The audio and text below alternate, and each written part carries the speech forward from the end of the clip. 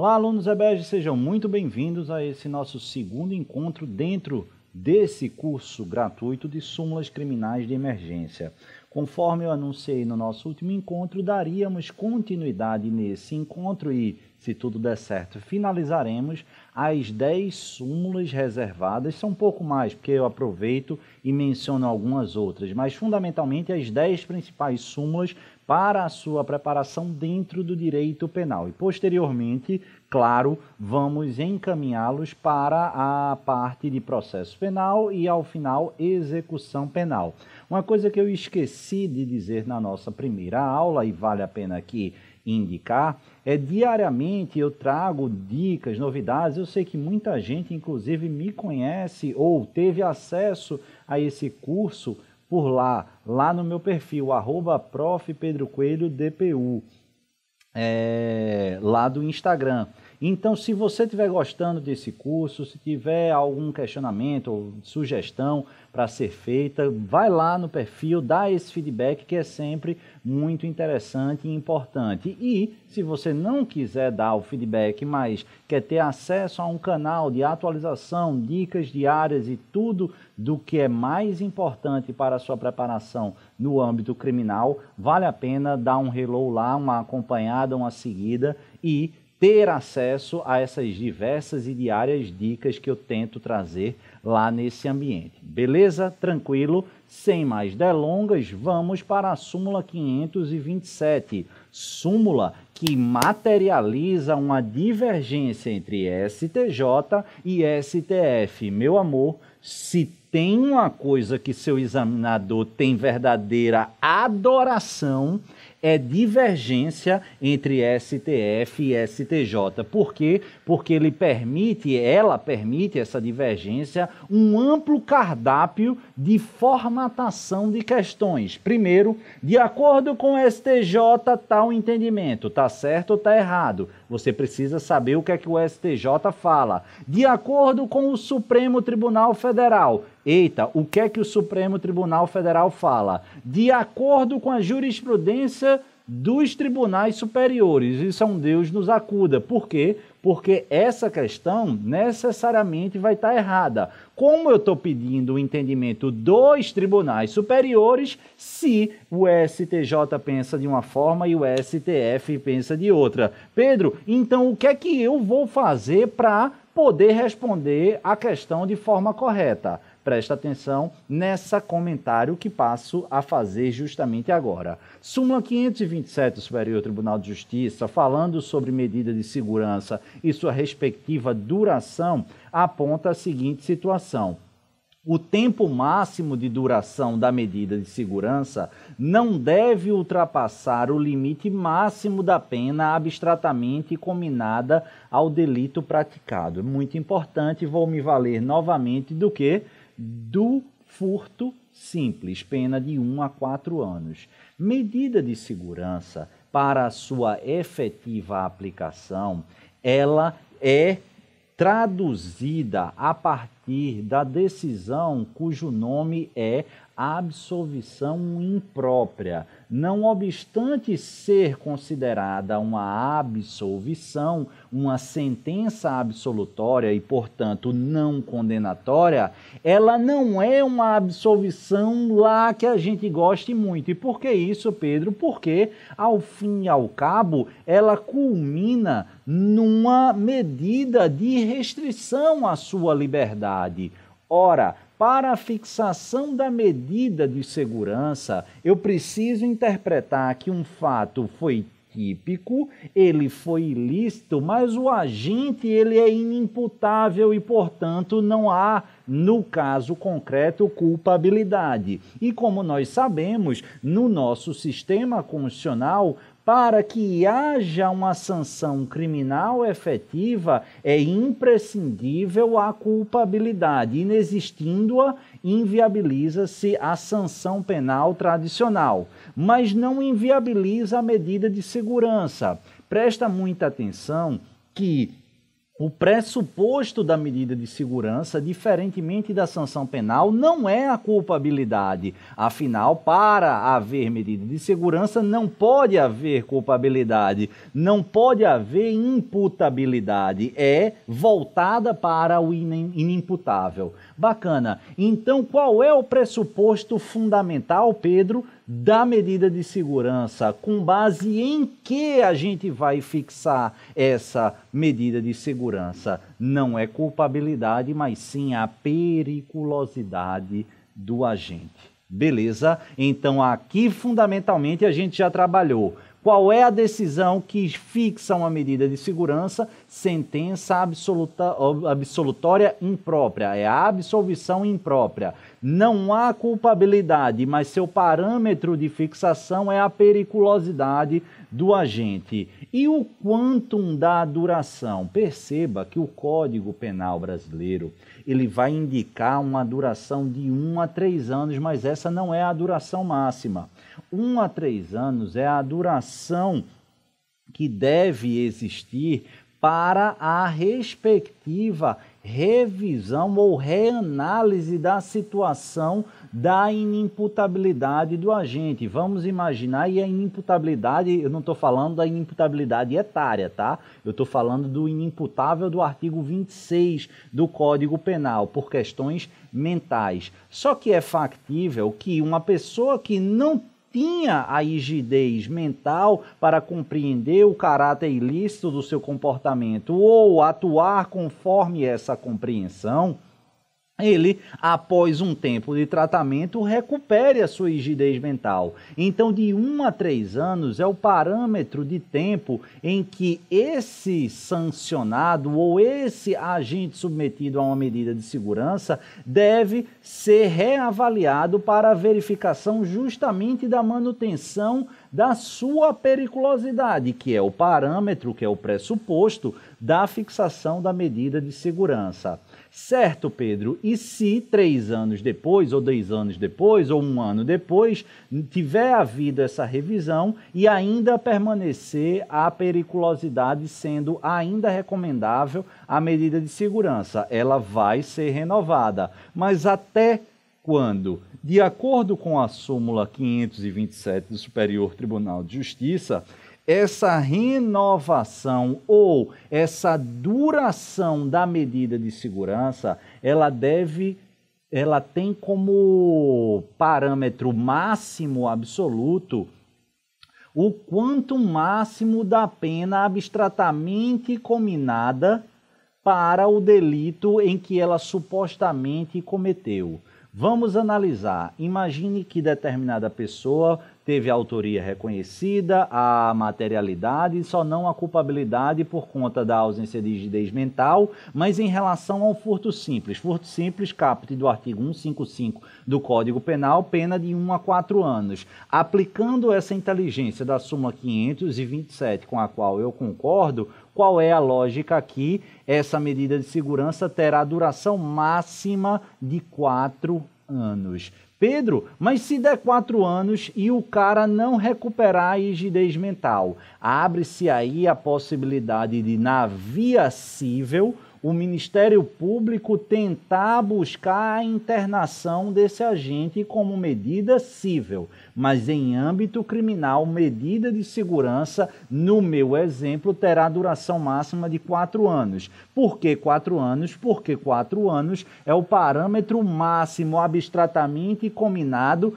para aqueles que praticam a conduta moldada ao artigo 155 caput de furto simples. Se fosse o artigo 157 roubo, o patamar parâmetro máximo seria outro e assim sucessivamente. Estelionato seria outro, estelionato seria 5 anos, enfim, você vai analisar o parâmetro máximo abstratamente combinado para o delito no qual supostamente esse agente incorreu. Mas, conforme eu disse, cuidado, porque isso é o STJ. Isso despenca em prova, presta atenção, pelo amor de Deus, pessoal. O STF, ele raciocina de maneira diferente. Deixa o seu material, presta atenção, depois eu volto para o seu material. Deixa o trabalho comigo. O que é que diz o Supremo Tribunal Federal? O Supremo Tribunal Federal, ele raciocina como uma ideia independente do tipo penal formal no qual incorreu esse agente submetido à medida de segurança.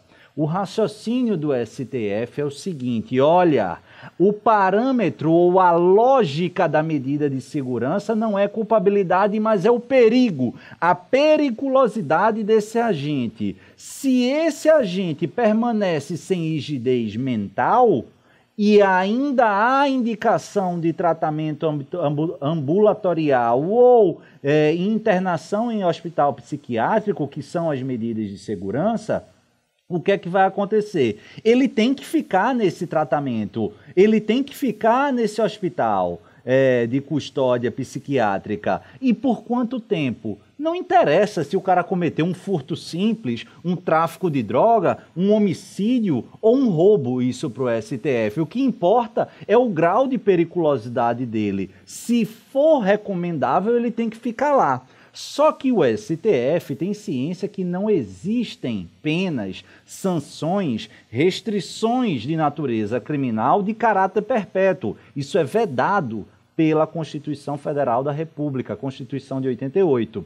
E aí, qual é a solução do STF? O STF fala o seguinte: olha, o parâmetro máximo, pouco importa o tipo penal formal no qual ele incorreu, é aquele do artigo 75 que diz que ninguém poderá ficar por um determinado fato preso por mais de 30 anos. Então, se para o STJ, na súmula 527, o parâmetro máximo é variável de acordo com a pena máxima combinada no tipo formal em que incorreu o agente submetido à medida de segurança, para o Supremo Tribunal Federal, o parâmetro máximo será sempre aquele delineado no artigo 75, ou seja, 30 anos. Então, em prova do Ministério Público, em que a tendência é, não como regra, mas uma tendência é esse tratamento mais punitivista, por assim dizer, ou melhor, mais rigoroso, você vai invocar em prova subjetiva essa posição do STF. De outra sorte, em prova, por exemplo, aberta ou oral de segunda fase de defensoria pública, você vai invocar a súmula 527. Mas eu quero, aliás, eu não, você precisa saber os dois, porque o seu examinador vai fazer constar na sua primeira fase qual é o entendimento do STJ, qual é o entendimento do STF, aquela pergunta medonha, qual é o entendimento dos tribunais superiores. Aqui não há uniformidade. Seja qual prova for, se você for questionado, você precisa citar as duas posições, ainda que defenda determinada uma delas. Beleza? Tranquilo? Artigo 97 fala justamente essa lógica. Se o agente for inimputável, o juiz determinará sua internação. Artigo 26 é o caput, ou é o inimputável do 26 lá. Se, todavia, o fato previsto como crime for punível com detenção, poderá o juiz submetê-lo a tratamento ambulatorial. São as formas de cumprimento da medida de segurança: internação em hospital de custódia psiquiátrica ou tratamento ambulatorial. Parágrafo 1º. A internação ou tratamento ambulatorial será por tempo indeterminado, perdurando enquanto não for averiguada, mediante perícia médica, a cessação de periculosidade. O prazo mínimo deverá ser de 1 a 3 anos. Beleza? Toma muito cuidado com esse tempo indeterminado, porque tem autor que defende, que advoga a ideia da possibilidade aí de quê? De um prazo indefinido e até mesmo perpétuo, até o cara responder ou retomar a rigidez mental. Não é essa, presta muita atenção, nem a posição do STJ, nem a posição do STF. STJ, parâmetro máximo, pena máxima combinada abstratamente no tipo formal em curso em que ele incorreu, diferentemente do STF, que diz, artigo 75, parâmetro máximo de 30 anos. Esse prazo mínimo deve ser de 1 a 3 anos, é justamente para a realização dessa perícia médica.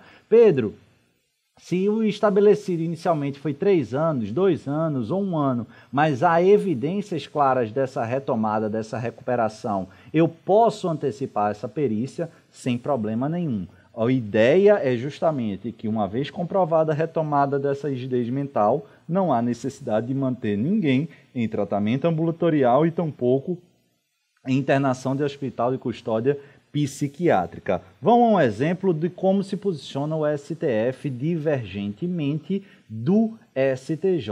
Esta corte, STF, já afirmou entendimento no sentido de que o prazo máximo de duração da medida de segurança é o previsto no 75, ou seja, 30 anos. Na espécie, entretanto, tal prazo não foi alcançado. Aí blá, blá, blá. Inciso terceiro, laudo psicológico, mas está aí, o HC 107 e 432 mil. Para quem quiser ler, pode explorar. Mas é justamente isso. O que o STF fala é 30 anos com base no artigo 75 já por mim mencionado. O exemplo aí sempre de furto simples, mas eu já me antecipei e trouxe para os senhores e para as senhoras. Avança comigo.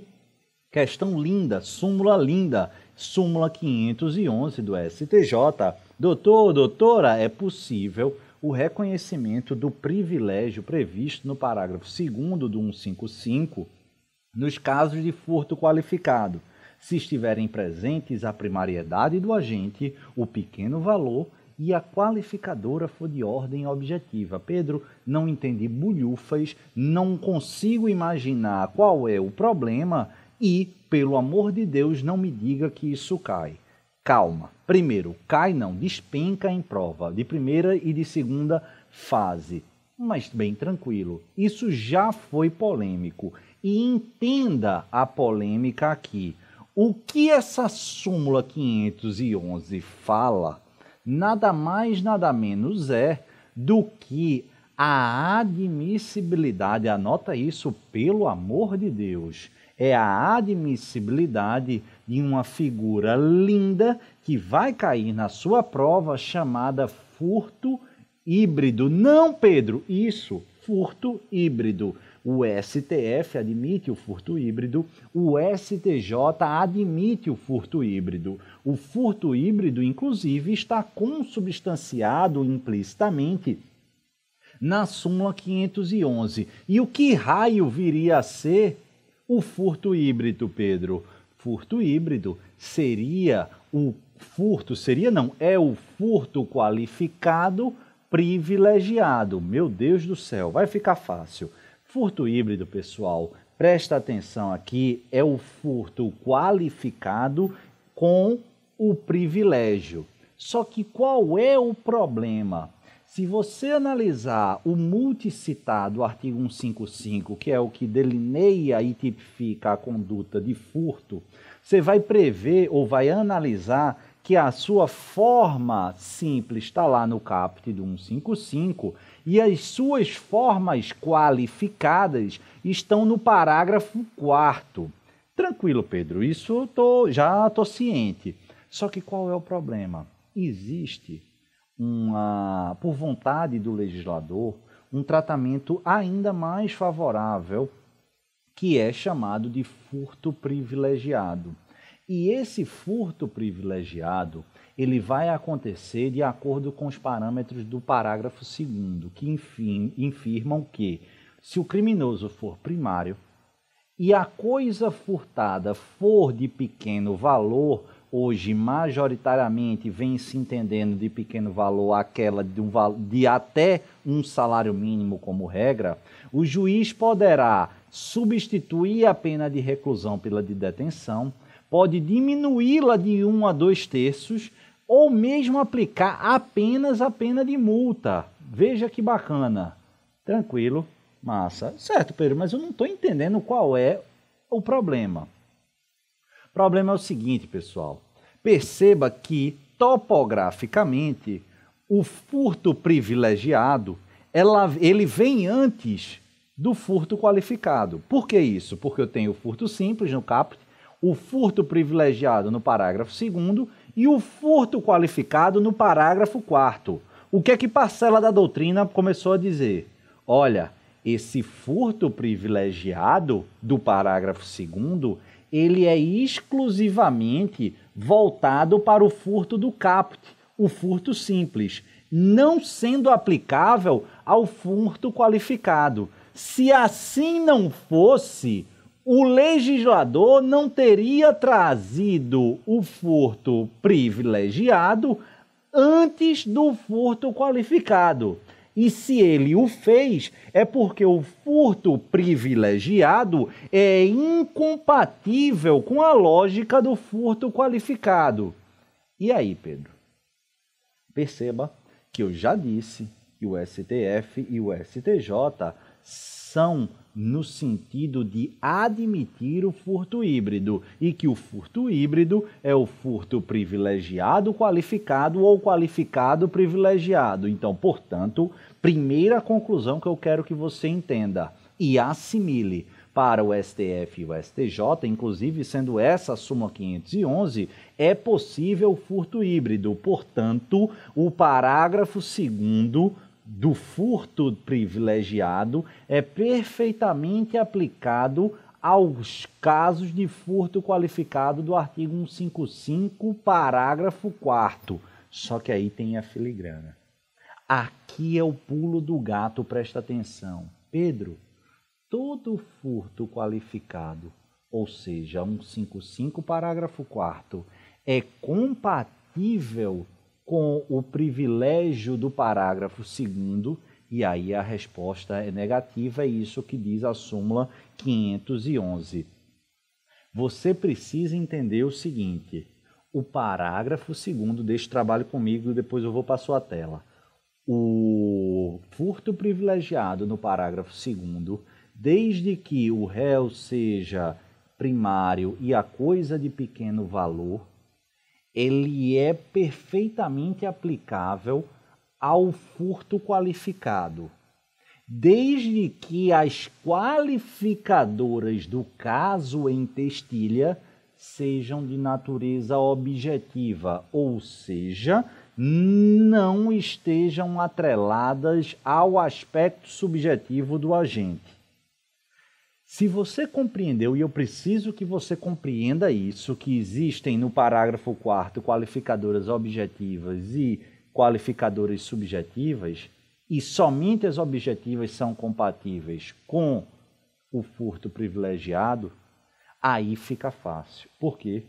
Porque para a doutrina majoritária, todas as qualificadoras do parágrafo 4º são de natureza objetiva e, portanto, compatíveis com o parágrafo 2º, furto privilegiado, salvo uma. Vamos a elas. Qualificadoras objetivas, quando o furto é praticado com destruição ou rompimento de obstáculo à subtração da coisa, com emprego de chave falsa, mediante concurso de 2 ou mais pessoas.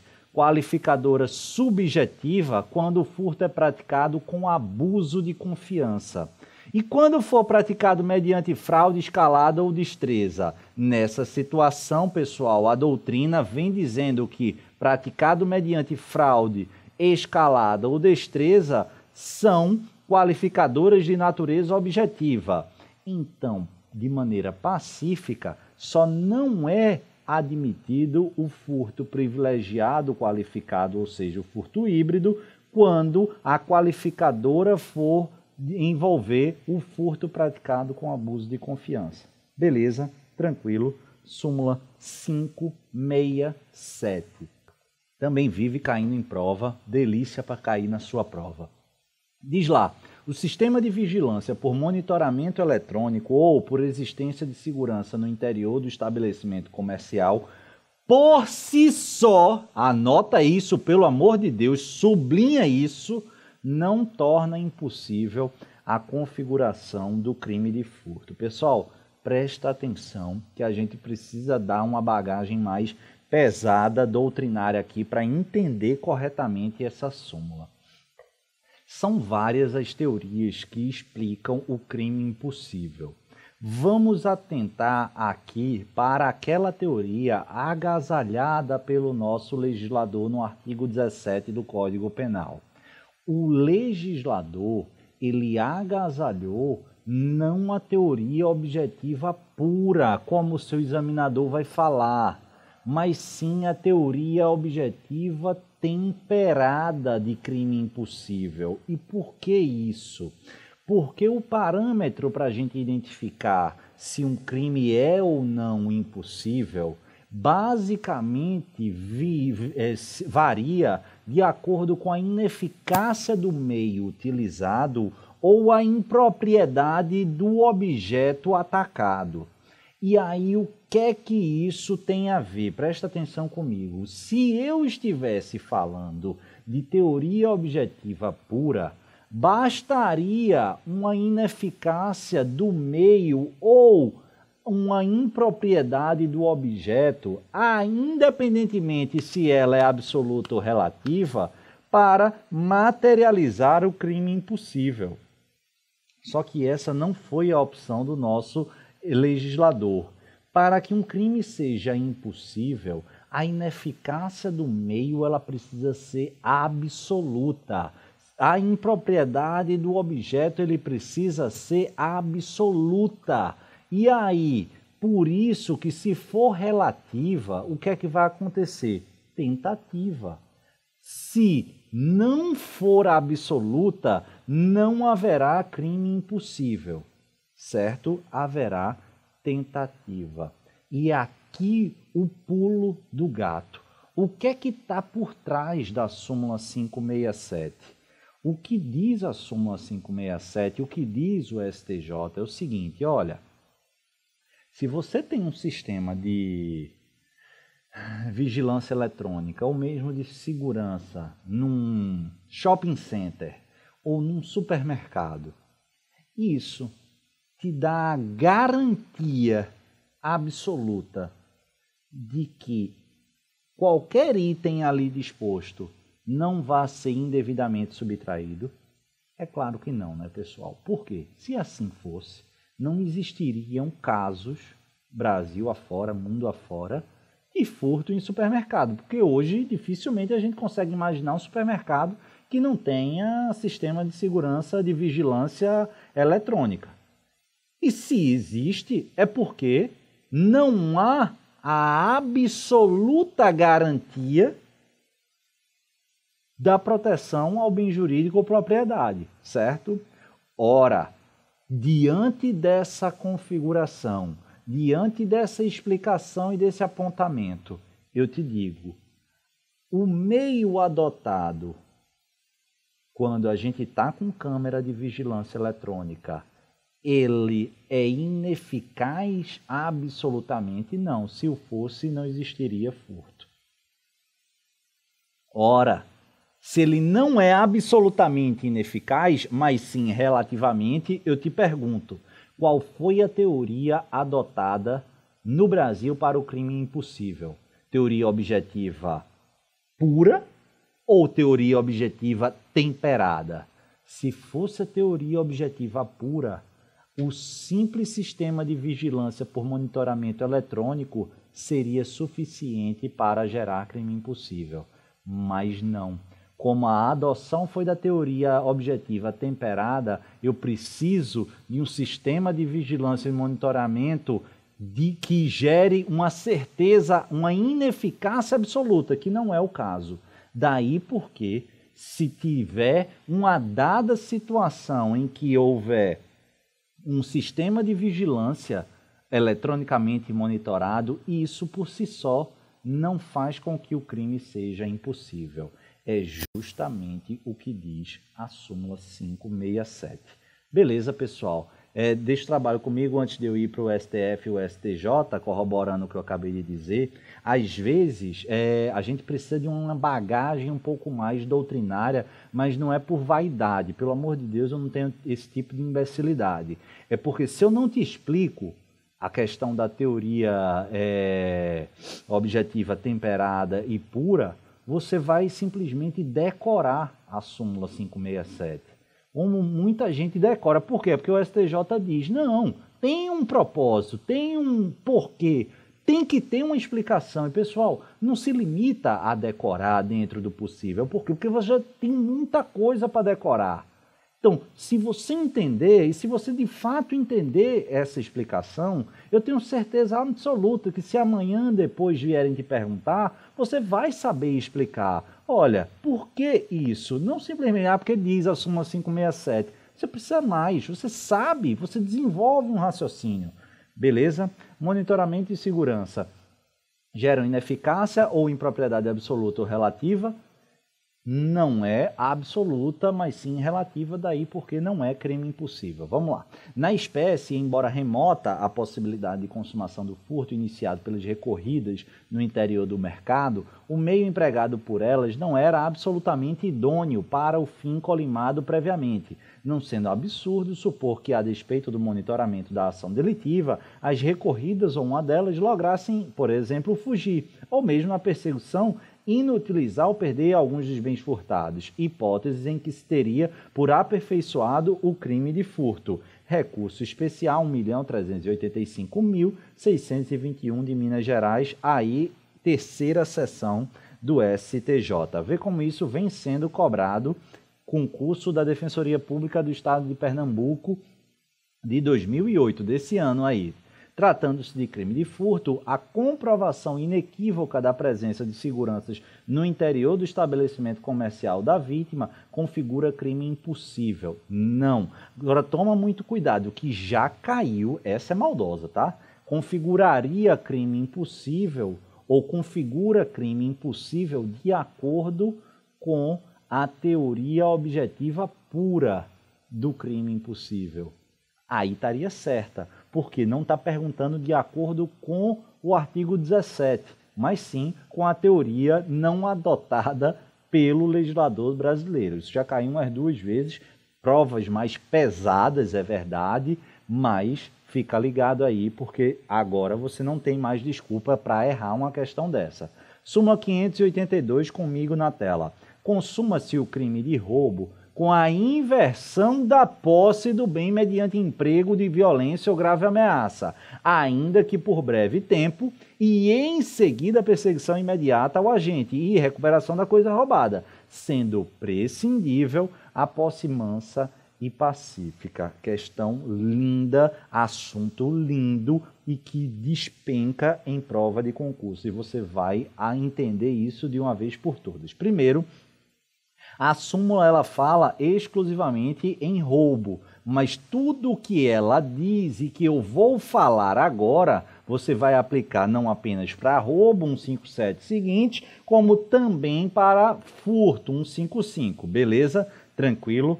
O que o STJ materializou na referida súmula foi a adoção, também reproduzida no Supremo Tribunal Federal, da teoria da aprehensione, amócio ou teoria da inversão da posse para a consumação dos crimes de roubo e de furto, superando uma antiga posição outrora prevalecente no âmbito dos tribunais superiores, que era da teoria da posse pacífica ou teoria da ablácio. Pessoal, nomenclatura em prova de concurso público é questão de sobrevivência. Aqui você precisa, hard work e decorar essas nomenclaturas. Você entende e decora, entende e decora. O que é que eu tenho que decorar, Pedro? Que hoje STF e STJ, para fins de consumação de furto e de roubo, adotam a teoria da aprehensione, também conhecida como teoria da amócio, também conhecida como teoria da inversão da posse. E não confunde amócio com ablácio. A ablácio é o outro nome sinônimo da teoria da posse pacífica. Beleza? Tranquilo?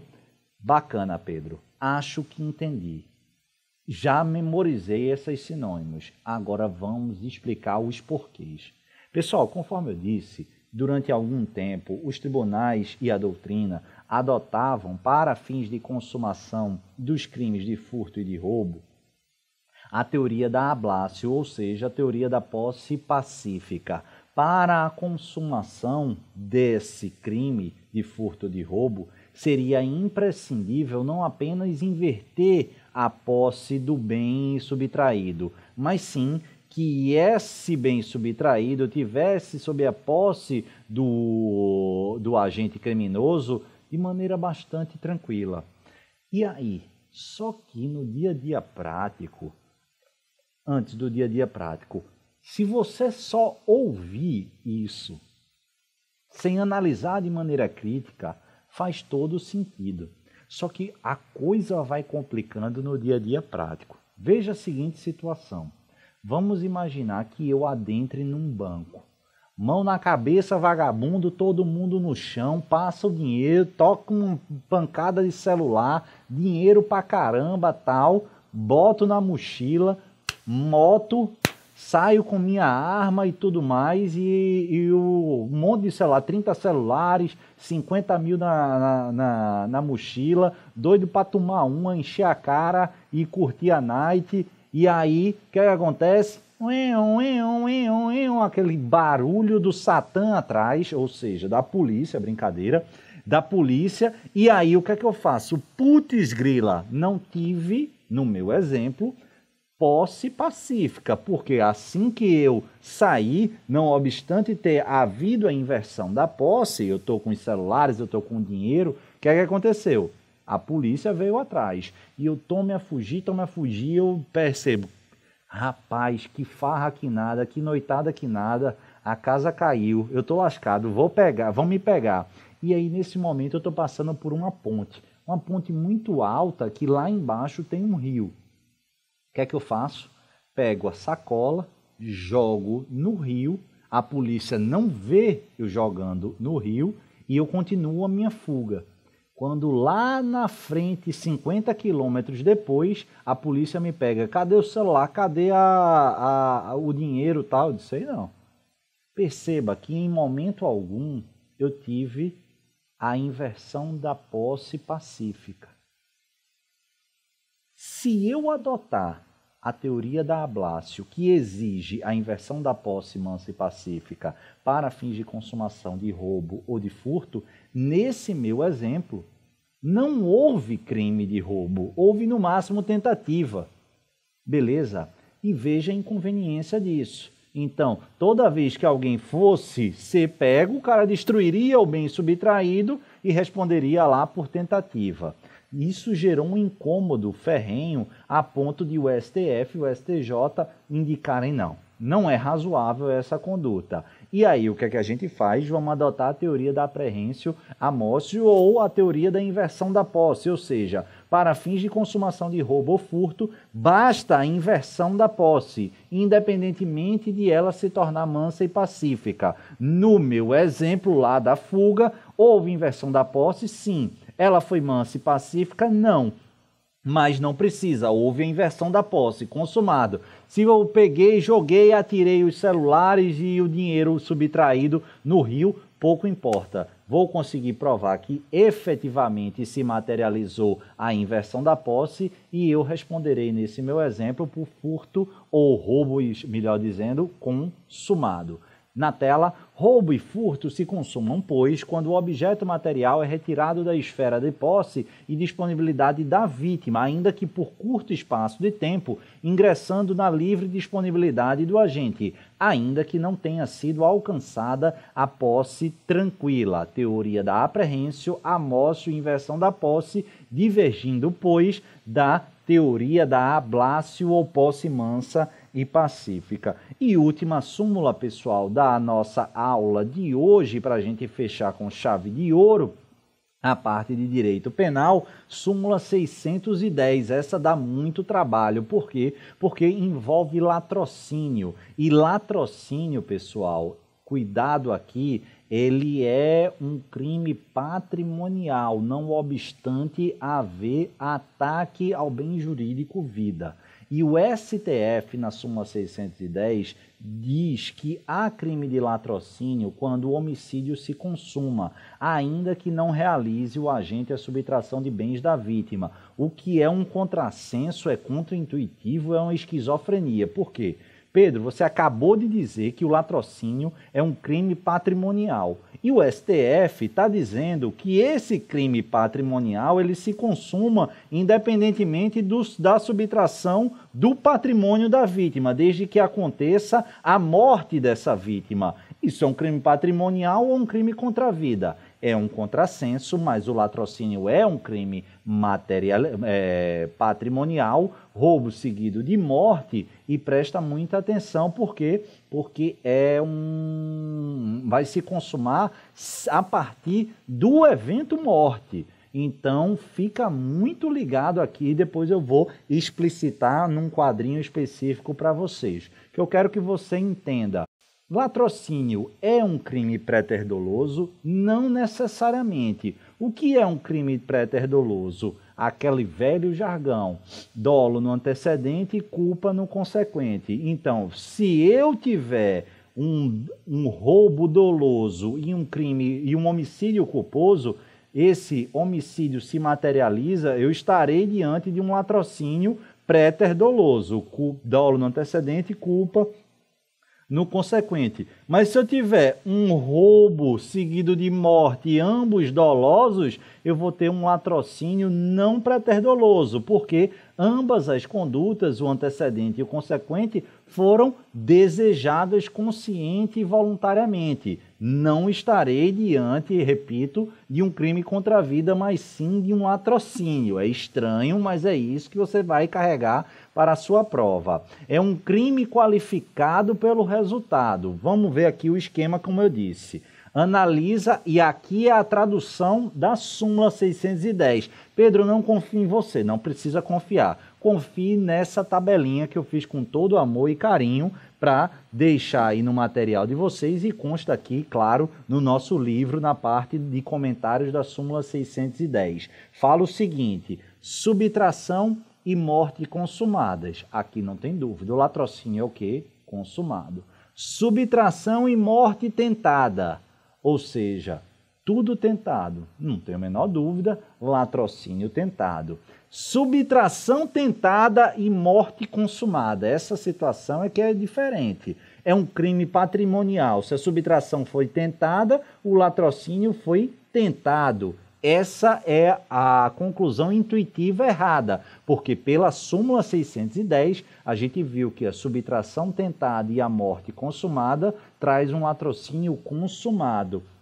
E ao fim e ao cabo, a subtração consumada e a morte tentada, que também é uma situação esquizofrênica, o latrocínio vai ser tentado, porque, apesar de ser um crime patrimonial, o que vale para a sua consumação efetivamente é o evento morte. Observação primeira: crítica à ideia da consumação sem o efetivo êxito na violação do bem jurídico tutelado. É o que eu falei, poxa, se é um crime patrimonial, como é que vai haver a consumação com a subtração tentada? O parâmetro de um crime patrimonial passa a ser a existência ou não de ceifamento da vítima? Não faz sentido, mas é isso que você vai levar para a sua prova, ainda que com esse viés crítico dessa primeira observação. Segunda, esse é um caso bem interessante, nunca vi, sendo bem honesto, ser cobrado em prova com esses requintes de detalhe. A gente aborda duas pessoas, subtrai os pertences de apenas uma, porém ceifa a vida de ambas. Quantos latrocínios? De acordo com a doutrina majoritária e o Supremo Tribunal Federal, estaremos diante de um crime único. Por quê? Porque é um crime patrimonial. O parâmetro para a apreciação da quantidade de crimes praticados é o ataque ao bem jurídico tutelado. Se apenas um patrimônio foi atingido, o que é que vai acontecer? Apenas um latrocínio foi cometido. Esse é o caminho da doutrina majoritária e também do Supremo Tribunal Federal. Mas a doutrina minoritária, pelo amor de Deus, toma muito cuidado aqui, com repercussão em alguns julgados do Superior Tribunal de Justiça. Eu não tenho condição de dizer que é a maioria, mas alguns significativos julgados do STJ apontam que nessa situação vai haver um concurso formal impróprio e não um crime único. Tá aí, vale conferir o HC 185-101 de São Paulo. Pedro, o que é um concurso formal impróprio? Lê aqui comigo no artigo 70. Quando o agente, mediante uma só omissão ou ação, pratica 2 ou mais crimes, idênticos ou não, aplica-se-lhe a mais grave das penas cabíveis, ou se iguais somente em uma delas, mas aumentada, em qualquer caso, de 1/6 até a metade. As penas aplicam-se, entretanto, cumulativamente, se a ação ou omissão é dolosa e os crimes concorrentes resultam de desígnios autônomos, consoante o disposto no artigo anterior. O STJ diz que essa parte vermelha é o concurso formal impróprio, que nessa situação, com dupla morte e apenas um patrimônio atingido, haveria concurso formal impróprio de latrocínios, pelo amor de Deus. Divergente em relação ao STF e a doutrina majoritária, importantíssimo, mas muito criticável esse entendimento. Lê aqui comigo. Aplica-se o concurso formal impróprio entre os delitos de latrocínio, pois ocorreram 2 resultados morte, ainda que apenas uma subtração patrimonial tenha sido efetivada. Na hipótese em exame, restou comprovado que os agentes não se voltaram apenas contra um patrimônio, mas que, ao contrário, os crimes resultaram de desígnios autônomos. Beleza, pessoal? Do fundo do meu coração, espero que vocês tenham gostado. A gente teve a oportunidade, repito, de analisar as mais frequentes súmulas do STF e STJ que são cobradas em prova dos principais concursos aqui: Defensoria, Delegado de Polícia, Magistratura, Ministério Público, sobretudo essas 4 vertentes das várias bancas examinadoras, FCC, Sesgran Rio, Funiversa, Sesp-Sebrasp, enfim, essas principais. E, claro, também a gente teve a oportunidade de caminhar, perpassar e fazer uma revisão bastante interessante na minha humilde visão. Se você gostou, vai lá no Insta, comenta, me dá o feedback, me marca lá. Pedro, tá valendo a pena, tá me ajudando nesse estudo de final de ano, início de 2019. Contem comigo, não é o último, é o 2º encontro. Volto ainda para gravar processo penal e execução penal, mas quero saber desse seu feedback. Um grande abraço, um beijo no coração e até o próximo encontro. Valeu!